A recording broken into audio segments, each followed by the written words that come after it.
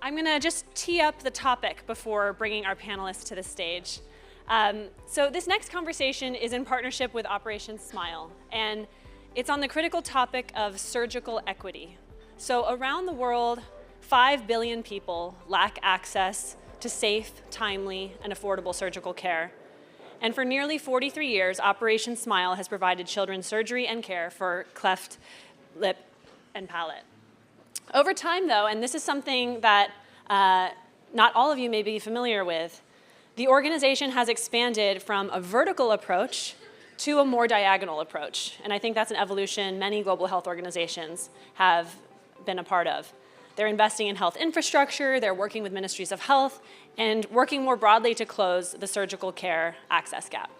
So to hear more, I'm thrilled to welcome our next set of speakers. If you want to join me on stage, I'll introduce you as you come on. Dr. Ruben Ayala is the Chief Policy and Advocacy Officer at Operation Smile. Thank you, Dr. Ayala, welcome. And he's overseen surgical programs in more than 40 countries. He brings decades of perspective on where progress has been made and where gaps remain. Next, we have Dr. Francoise Mukagaju. Welcome. Dr. Francoise is Rwanda's first female plastic surgeon, and she was trained through Operation Smile's partnership with COSEXA, which we'll hear a little bit more about in a little bit. And finally, we have Dr. Opoku Ware Ampomah. He's the director of the National, welcome. He's the director of the National Reconstructive Plastic Surgery and Burn Center in Ghana, and the former director, and the medical director and board member of Operation Smile Ghana. Welcome, please take a seat.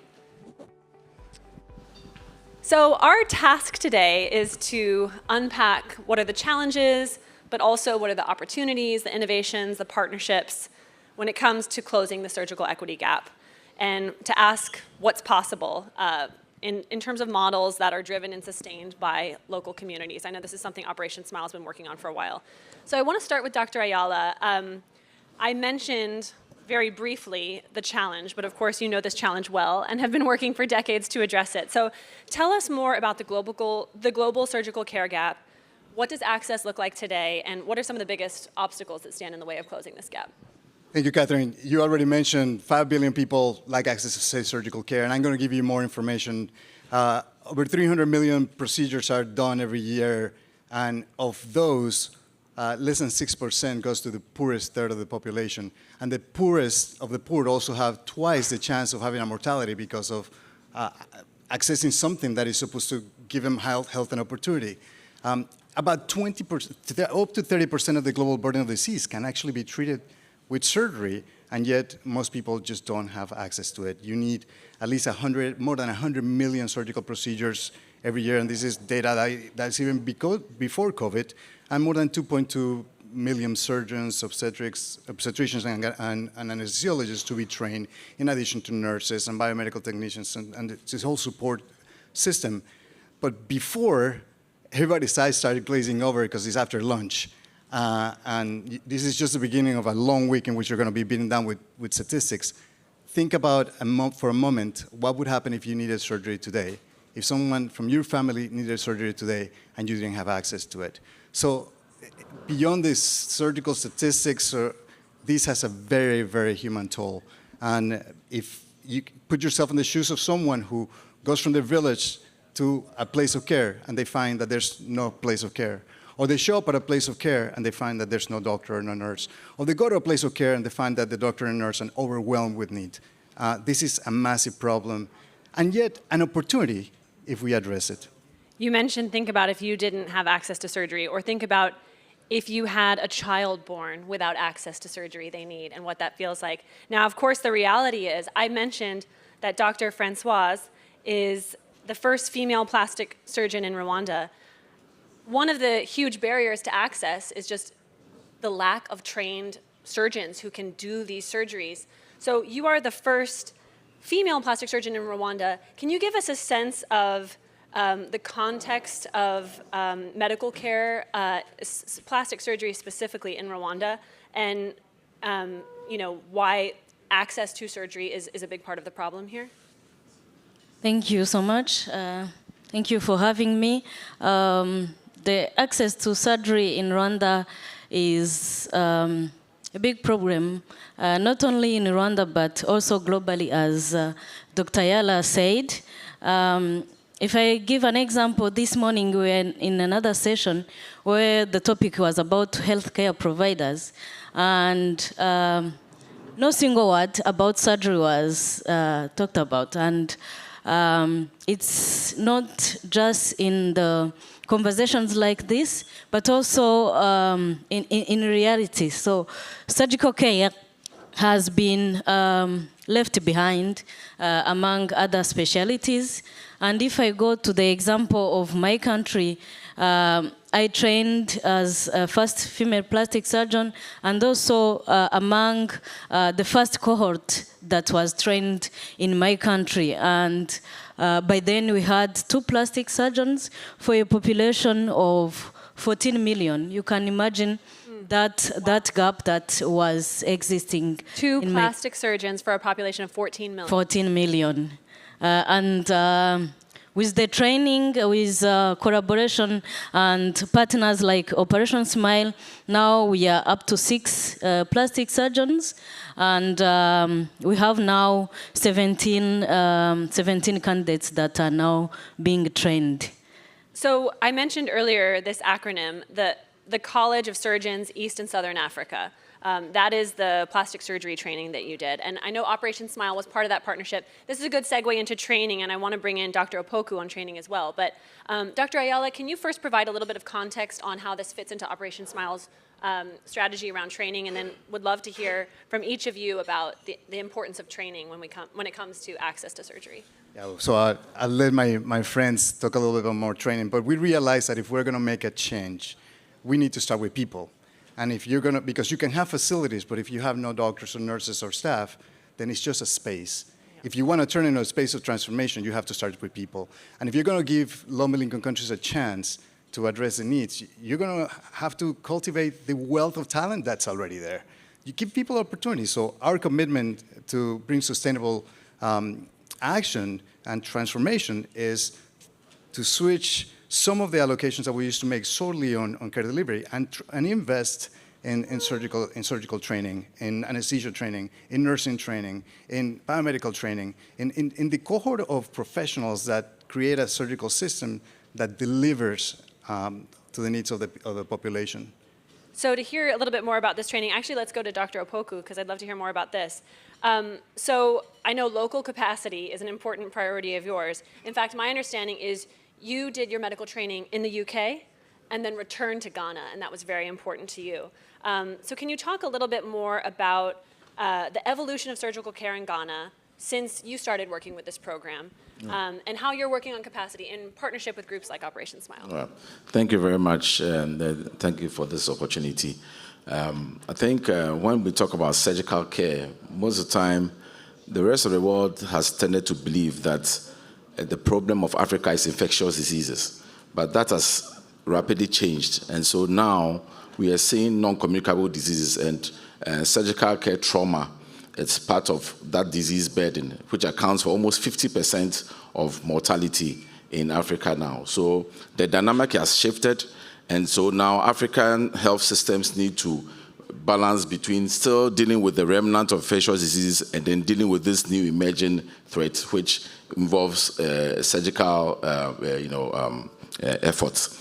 And so now back to Ghana, where I trained. So I trained in Ghana initially under we have a West African College of Surgeons program, which I trained. But then I also did top-up training in the UK, so I got board certified in the UK. But I was committed to my country, returned to my country in 2008. At the time I returned, we were just about 5 plastic surgeons to a population of about 25 million then.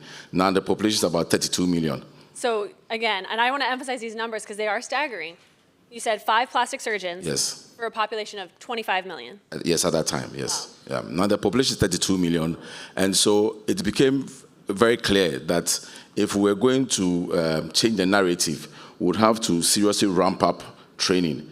And so I became the head of the plastic surgery, National Plastic Surgery Unit in 2011. And it coincided with when Operation Smile started operating in Ghana. We also have other partners at Research Africa that also came on board. And together, we've been able to, over the years, ramp up training. So that if you take, my center was established in 1997. Okay, and between 1997 and 2011, which is a period of 14 years, we had only graduated 3 fellows. Now, in the same period of time, between 2011 and 2025 this year, we've graduated 32. Now, this is a testament to the importance of collaboration. And the kind of collaboration that we need is one that empowers the local, the local faculty to lead. Because it's easy to sit back and think you have a solution to a program, but Africa is not homogeneous. And so each environment has got its own peculiarities, and you have to adapt to that. But I believe that what helps in terms of long term is empowering the local community. And so one of the great things that I would like to talk about is the fact that in terms of our trainees, those that we've produced through this program, because of the opportunities that we're able to create through our partnerships. Okay, so what we've done is that even though they train locally, through our partners like Operation Smile, we're able to also give them opportunities to visit other centers outside Ghana, in the West, and also within Africa, to be able to experience and be able to network with their peers. And for many aspiring young people, this is really, really very important, because they don't feel like they've been neglected in the back of the woods just to deliver service. But once they feel that they're able to support it, to network with their peers, and feel that they are part of this global community, then it empowers them to want to stay and give back. And we've also created opportunities within the system to help them to be able to thrive and survive within the system. So Operation Smile and our partners have been supporting with infrastructure, network. And then one of the key aspects, which also gets lost in the discussion, is that surgery is a team effort.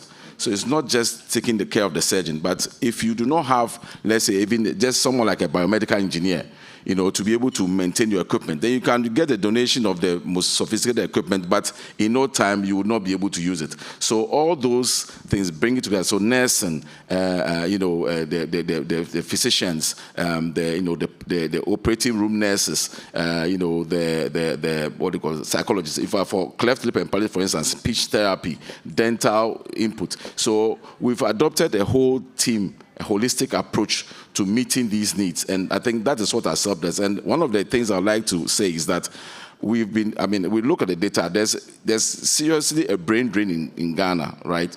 As in many other African countries. Many countries share that. Yes, yeah. But then the people that we've trained through the system, we've not lost a single one as we speak. So the touch would hope this going to, but this is bucking the trend. And so it shows that there is something there that others can learn from. I want to, you mentioned that surgery is a team effort. And I think it leads me to a question I have for you, Dr. Francoise, because, I mentioned earlier that you're the first female plastic surgeon in Rwanda. Hopefully many others will follow in your footsteps and you'll have more community in that sense. But tell me more about, because you also mentioned the importance of being part of a community, a global community. What has the role of mentors and sort of a network beyond just you meant in your career, that you don't feel like you're alone in this and you really have a community? Thank you so much. I must start with my example, because as the first female plastic surgeon, I didn't have any other female surgeon in the whole country, leave alone plastic surgery, but there was no single surgeon that was... Across any specialty. Yes, across all specialties. And when I decided to do surgery, I had some hesitation. And I was like, why no single woman has tried to be a surgeon? But I said, let me try and see if I can be able to do so. And because of that lack of a mentor, a fellow woman mentor, I most of the time try to be I try to be a mentor to my fellow women.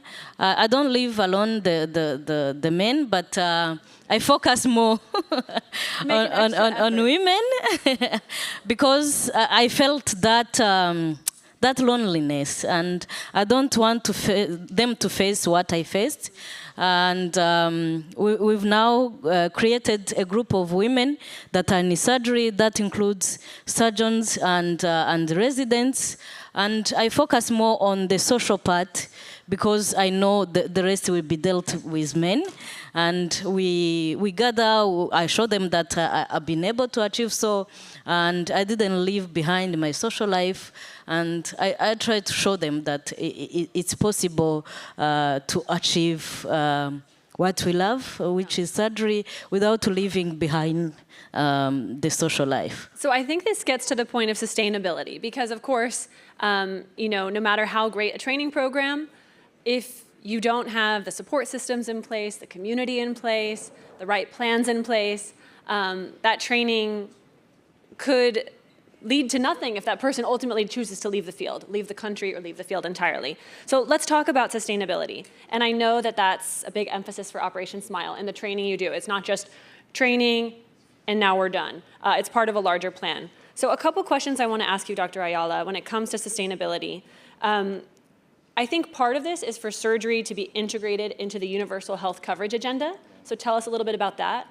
And then in addition to that, what are the other important aspects of sustainability that are crucial to ensure that the training has a good return on investment? Absolutely. I just want to say, I would love hearing Dr. Francoise talking about her leadership in equity, which is part of sustainability. Mm-hmm. And Operation Smile has a program called Women in Medicine that is designed to support leaders like her and fostering even more leadership and inclusion through equity. And you can imagine sitting down with Prof. Ampomah when he talks with such passion. It's so easy to go and sit down with people like him and say, Dr. Ampomah, you know what you need. How can we be of service? Mm-hmm. So it opens a space for a locally led approach that's supported internationally. When we look at inclusion of surgery into UHC, I will tell you that we've had many different attempts. Mm-hmm. Operation Smile was part of an effort with the Ministry of Health of Vietnam, and also as part of the G4 Alliance in advocating for inclusion of surgery into UHC. The government of Zambia led a resolution 6815 in 2015. We thought the world was going to change because surgery was now part of universal health coverage. The world didn't. 3 years ago, once again, the WHO staff really had made a valiant effort with many people from the diaspora and the government of Ethiopia to put emergency critical and surgical care on the map and saying it's important to offer it to everybody throughout their life course. I thought the world was going to change, right? The world didn't. Mm-hmm. But all this goes back to say that we have to transform the commitments that we made in places like this into actions. Mm-hmm. Where people live, where it really matters. So for us, you start to go into all the system building blocks. Our investments are very, very specific. We have a strategy, Operation 100, we'll call it, data-driven, and it's looking to make sure that leaders are trained, supported, they have places to work, and that strategically these places are positioned within a few hours of the communities that have the largest need to access care. So in the meantime, you mentioned we need to translate conversations in places like these into action. So those efforts continue. But there are things that can happen in the meantime. And I do want to make sure to create an opportunity to talk about this national plan in Ghana, because this is a big topic of conversation this week. I'm hearing from many leaders from the African continent in particular, sort of like, in the absence of seeing the kind of action that we want from these spaces, we're going to go forward. And tell us more about this national plan in Ghana, and maybe this is a model for what can happen in the meantime. Yes, thank you very much. So this is a very key development in terms of the putting surgery on the front burner, because surgery has always been on the back burner because, like I said, in the past, our governments were dictated to by external interest because they're saying that he who pays the piper calls the tune. So, of course, if you're getting funding from organizations that are interested in maybe HIV, infectious disease, then that's what the funding is going to go into. Whereas you have more pressing, demands, especially when it comes to surgical care. Now, when we did an analysis, we realized that only 20% of our district hospitals are able to offer the standard, what's called the bellwether procedure, which are 3 procedures that are used as a proxy to determine the quality or availability of surgical care. So the cesarean section and laparoscopy, that's when you have, doing things like appendicectomy and that kind of thing, and then being able to reduce an open fracture. And only 20% of the district hospitals in the entirety of Ghana were able to provide this service. So that shows you the huge gap that exists in terms of surgical care. And Ghana is also one of the countries with a very young and very fertile population, so birth rates are very high. And so our maternal mortality at the moment is still in excess of 300, about 331 per 100,000, which is a huge number.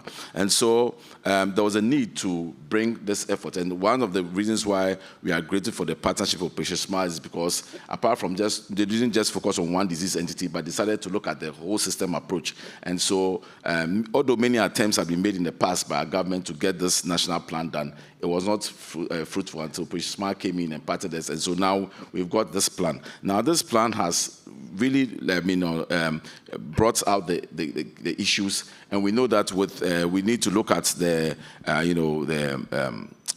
infrastructure issues, with the human resource issues, the service delivery issues, the health information systems, and data analysis, health financing, and then leadership and governance. And so all these things have been clearly itemized, and we have a clear blueprint, and that if we invest about $500 million, over the next 5 years, we should be able to,